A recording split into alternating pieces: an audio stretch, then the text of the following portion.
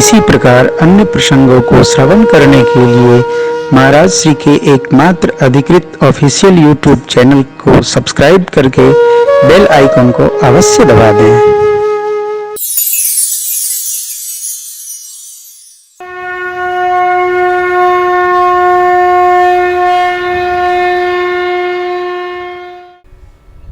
जो मंत्र हम जप रहे हैं उसमें हमारा दृढ़ विश्वास हो, यही मंत्र भगवान के लिए है।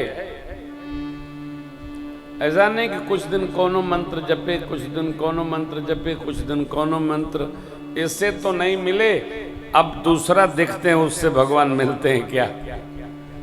भगवान कहीं खोए नहीं है कि मिलेंगे। शिव सिद्धांत है हरि व्यापक सर्वत्र समाना। तो जो समान रूप में सर्वत्र व्याप्त है उसको मिलना मिलाना क्या, उसकी शर्त पूरा करो और ले लो। उसकी शर्त क्या है? तो उसमें प्रेम, किसमें? भगवान में। अगली अर्धाली है ये, हरि व्यापक सर्वत्र समाना प्रेमते प्रगट हो ही। कैसे प्रकट हो ही? प्रेम ते। अप्रेम है ये नहीं है, कैसे प्रकटेंगे? भगवान प्रेम से प्रकट होते हैं, तो जिसमें प्रेम होगा उसके सामने भगवान प्रत्यक्ष हो जाएंगे। हमारा जहां प्रेम है वो हमारे सामने प्रकट हो रहा है।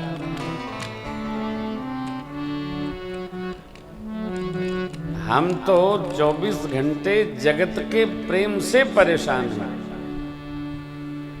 हम भगवान से प्रेम रखते हैं क्या? जो रखते हैं उनको मिले मिलाए हैं, उनके सन्मुख प्रत्यक्ष हैं भगवान। जितने उदाहरण आप देखेंगे सब जगह भगवान एक क्षण लगाते हैं।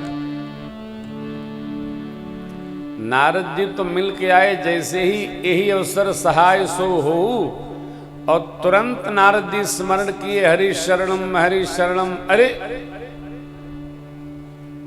प्रगटे प्रभु कौतुकी कृपाला। लीलाधारी भगवान लीला बढ़ाने के लिए प्रकट हो गए। तो ये मंत्र जाप की निष्ठा हमारी जितनी दृढ़ है,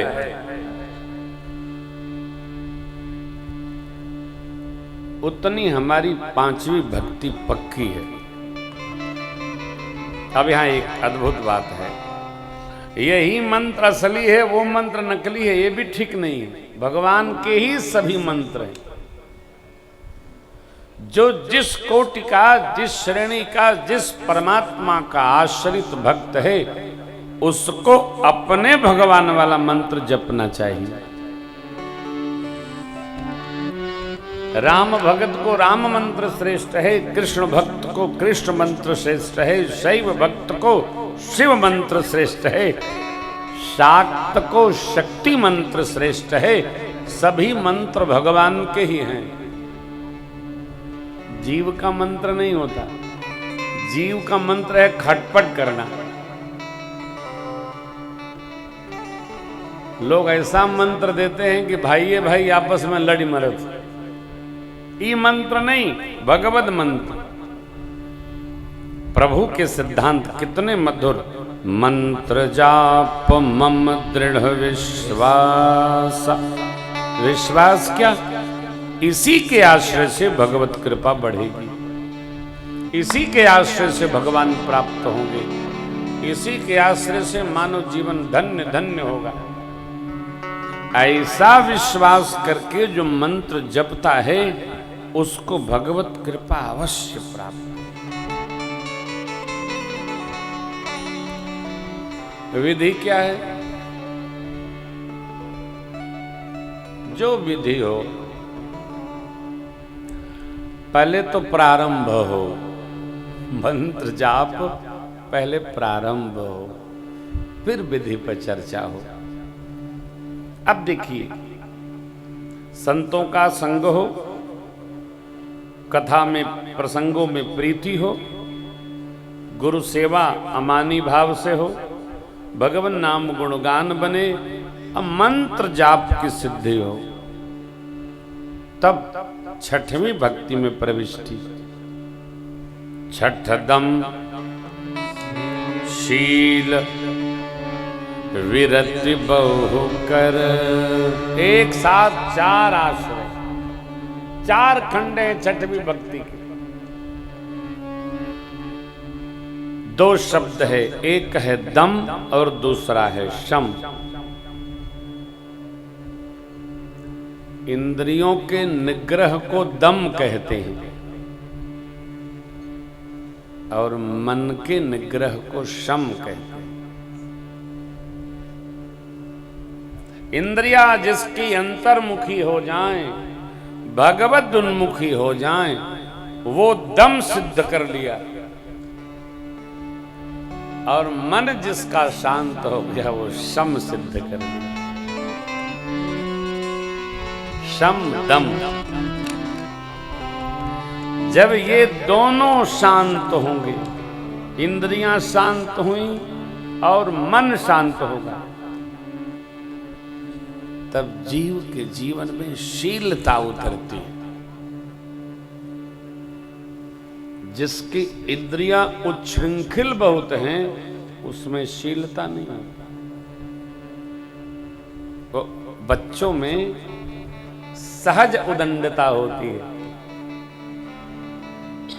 सहज, जो आप नहीं कहेंगे करने को वही करेंगे बच्चे। क्यों? इंद्रियां बहिर्मुखी हैं। ठीक इसके विपरीत वृद्धावस्था में उदंडता शांत हो जाती है। कहा है, मन तो कहता है करना चाहिए, इंद्रियां आसक्त हो गई, तो कैसे करेंगे? आंख भी असक्त है, कान भी असक्त है, जीवा भी असक्त है, नासिका भी असक्त है, सारी इंद्रियां, ज्ञान इंद्रियां भी, कर्मेंद्रियां भी। तो ऐसे में जिसका मन शांत हो जाता है, उसकी इंद्रियां अशक्त अवस्था में भी परमात्मा की ओर गतिमान होने लगती है। क्यों? मन शांत है, मन हलचल में नहीं है। इसी के लिए मंत्र जाप है। मंत्र जाप का मित्रों माताओं सीधा असर मन पर पड़ता है। कथा श्रवण का सीधा असर मन पर पड़ता है। बालकांड के प्रारंभ में मानस सर की चर्चा करते हुए बाबा लिखते हैं, मन करिवे शय अनल बन जरई, मन करिवे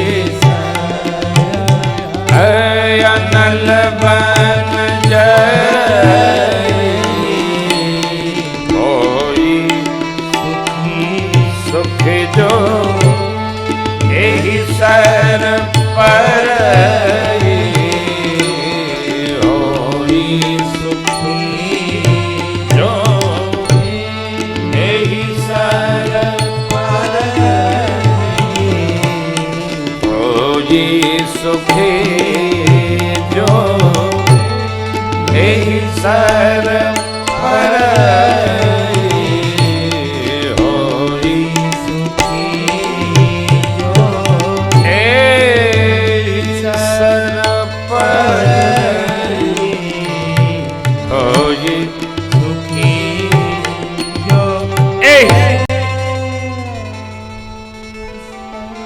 मन को बाबा ने हाथी कहा है।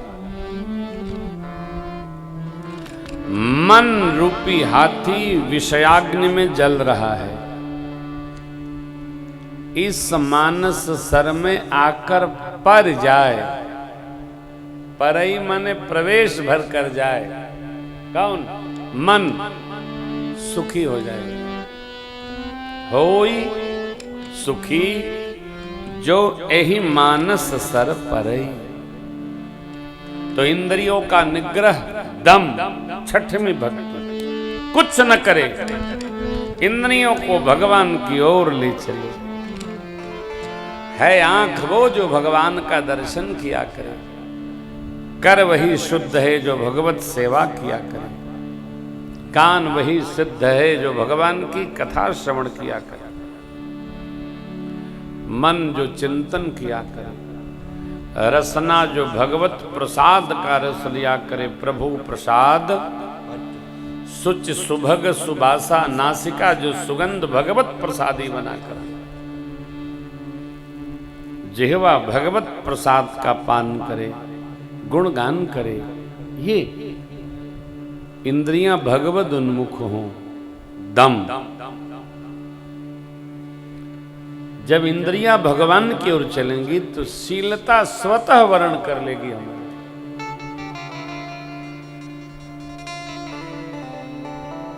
शील सब में नहीं होता, शील तपस्या का परिणाम है। शीलक मिल बिन बुद्ध सेवकाई। बिना बुद्धिमान के, विज्ञ के, पंडित के, ब्राह्मण के, सदाचारी के, श्रेष्ठ के, पिता के, सदगुरु के, सेवा के शीलता नहीं आती।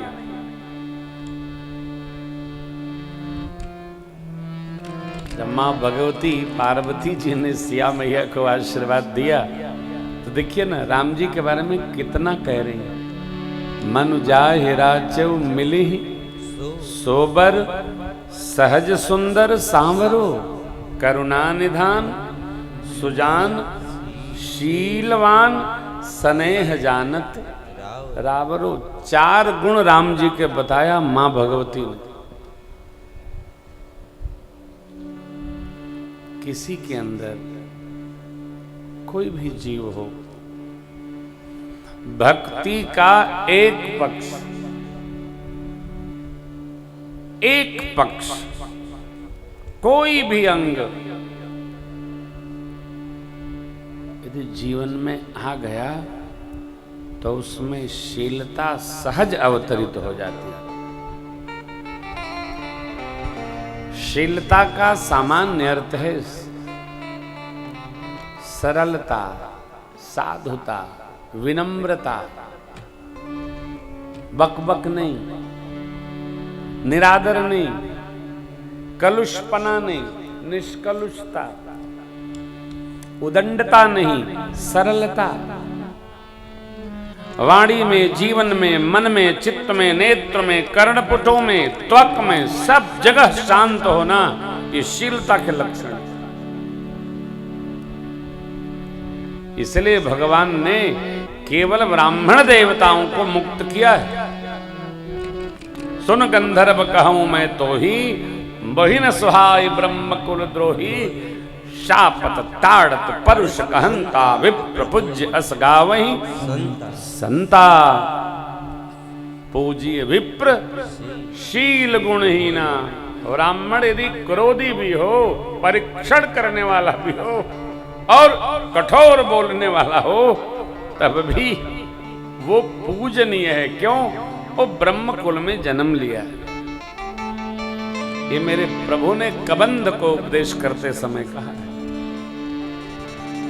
सहज व्यवहार है, एकदम सहज। तो 6वीं भक्ति मंत्र जाप, 5वीं भक्ति, 6वीं भक्ति इंद्रियों को भगवान की ओर लेके चला जाए। इसके लिए कर नित कर ही राम पद पूजा, राम भरोसे हृदय नहीं, चरण राम तीरथ चल जाहि, राम बसहु तिनके मन माही। इंद्रियां भगवान की ओर चली। बहुत कर्मों से विरक्ति, विरति बहु कर्मा। करने वाले कर्म तो करना चाहिए, निषिद्ध कर्मों को कदापि नहीं करना चाहिए।